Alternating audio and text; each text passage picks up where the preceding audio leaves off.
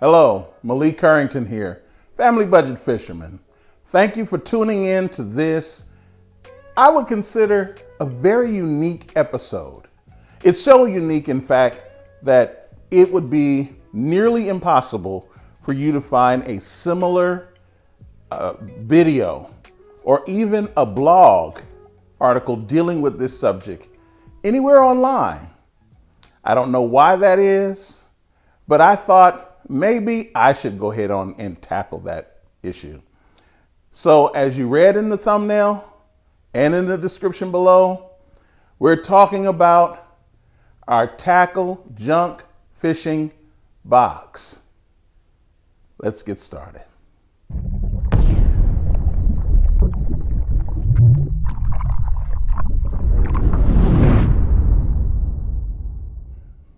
Back in, what was it? I'm going to let you know.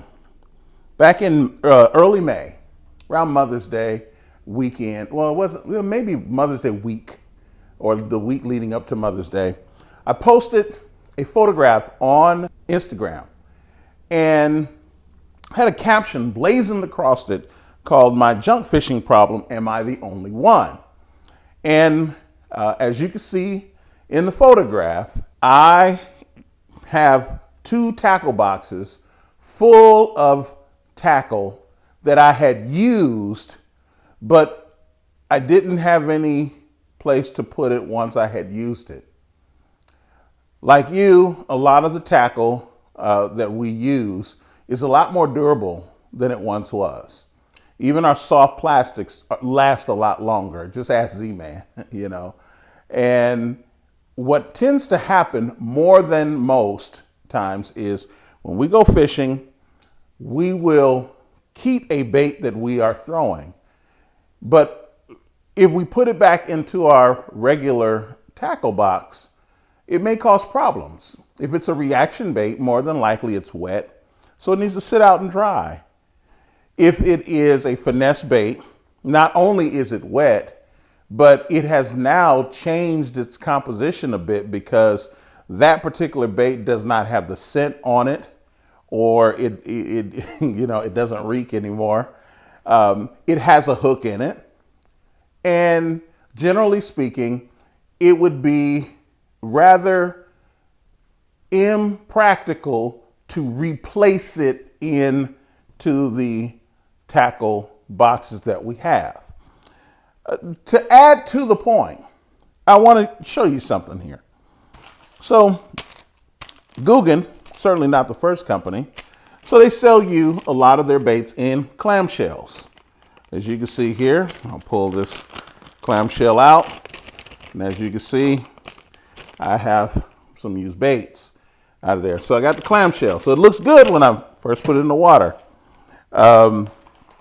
Kitech does it. As you can see here, Power Bait does it. As you can see here, these are all clam shells. I take them out so you can see. These are clam shells, okay? Then Strike King with the Rage Tail. If you've been fishing for a while, you've seen this. This happens to all of us, where we all have purchased these items in clam shells, okay? And the argument is to protect the integrity of the bait, right? Even Z-Man, Z-Man, as I mentioned earlier, with its long-lasting bait in a clamshell, maybe a half clamshell, but one nonetheless. Maybe, I guess we call that an oyster shell rather than clamshell. Even Gulp baits, and I'm going to expand in this episode. I'm going to expand on Gulp baits and to share with you something very specific about the Gulp bait. So, and here are the Gulp baits, and as you can see over here, I have Gulp baits in different containers, and I'll explain all that in a moment. So they want for us to purchase all of these baits, right? Keep the integrity of the bait. Well, what happens when you use a bait? Let me open up this tackle box here. You use this bait. Now this is a Kitech 3.3 on a VMC swim bait hook. As you can see there, very pretty bait, isn't it? I mean, that's a nice little combination there. So what happens, I throw this bait and it comes back in a form that I could use again. Do I try to replace it into the clamshell to protect its integrity? What do I do? Well, what happens over time is there's an accumulation. Now, professional bass fishermen have a very similar problem. What they do, however, is instead of just having a bunch of baits, they'll have 27 rods, 30 rods in their rod lockers, and then they'll switch back and forth because they plan to use certain amounts during the day. And then they have a tackle suite, as it were, with maybe 35 or 40 boxes of tackle right down the middle of their boat on the front end to do little replacements as they can. But at the end of the day, if you were to ever ask a professional bass fisherman in particular, but professional fishermen in general, what their artificial baits look like at the end of the day, they have these small piles all over the place. So for those of us who are expert fishermen, what do you do when you don't have a situation like that? Well, here's what I do. And remember, this took some knowledge. I turned that photograph, and I'm going to show you the progress.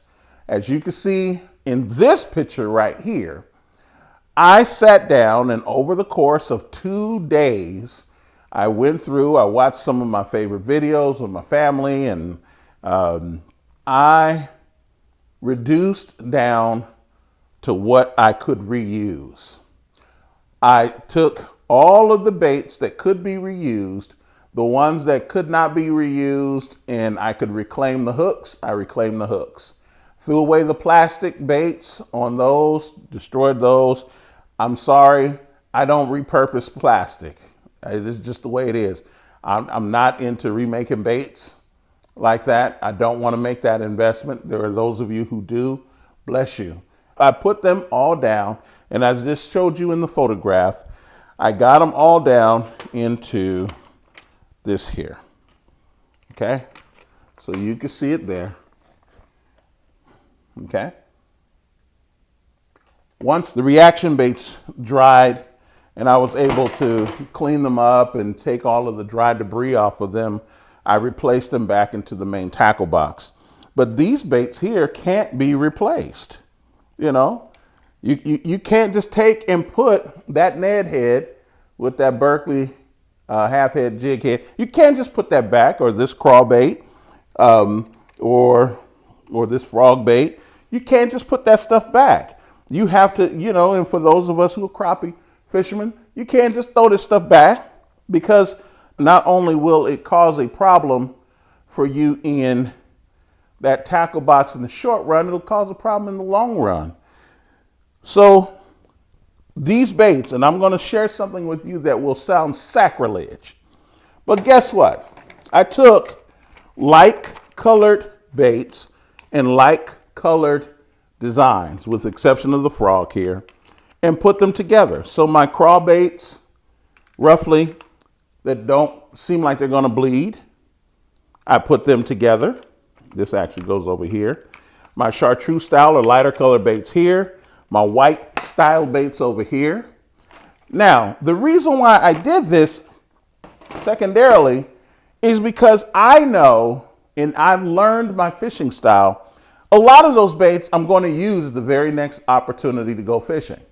So either I'll load them up on rods, or when I get out on the fish bank, rather than to go into my bag and get more finesse baits and rig up, as we love to do, I may get a few reaction baits and put them on the side, and then I'll use this box right here.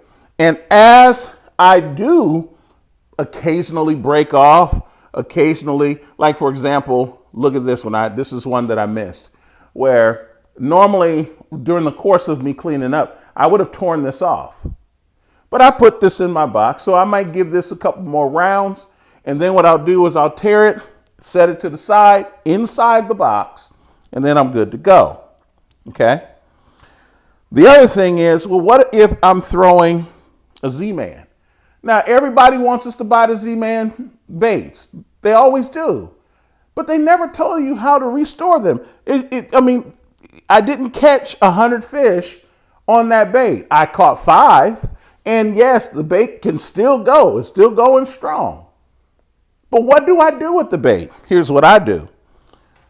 I take a regular old snack bag. Take one of your choice. Put it right in there. Also, okay? And for me, I have a special place in my tackle bag that I put these. Now, what I could also do is take this section out right here and just toss it right there. At the end of the day, and just toss it right there. And the reason why I could do that is because I may put the reaction baits right on top. Remember, this is a junk drawer, and we all have one. We got one in our house. Some of us have them in our offices. We have them in other places. This is my junk drawer for fishing. You see, it's not only junk fishing, but even if I'm running a pattern, I can develop a pattern with what's in here. This is my junk drawer to pull from. And we all know how valuable our junk drawers are. This is my junk fishing box. Now, if you look that term up, watch and see what you come up with. You're not going to come up with this kind of show. So I'm even going to have to create a hashtag that works with this show so that this show can be found. But that's what I'm going to do. Now, what if you get the special kind of baits like Gulp baits here? Now, here's what I do. This bag right here has some Gulp baits. I bought these because my brother and I were going to go fishing. We did go fishing. We went crappie fishing in a place that was heavily pressured. And at the time, I didn't bring a lot of my Gulp baits with me. And so once I realized how heavily pressured the water was going to be, we stopped and I grabbed a bag of these, knowing that I was going to either catch a lot of or compete with those who were catching a lot of fish. And I did. So I may take a few baits out of either this container, or if I want a Gulp worm or something like that out of one of those containers, and put it in this bag, and that's what I'll use for the day. So I have here a container that I can use. This is a liquid bait locker bottle right here that I can use and fill up. One I had for years, and I cracked it, and over time I just slamming my bag down because there's a place to put it in my bag. But over the years I did, so I had to buy another one. And these things aren't cheap; they're $10.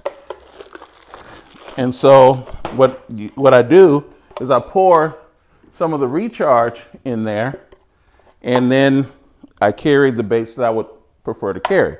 The good thing about this one is I don't have to put them back in an original package when I get back, and I certainly could have done it with these here. It was just in the moment, it didn't need to happen. All this time you've seen these bottles up here at various times, and you wonder, why do you have them? Well, because this stuff is super expensive.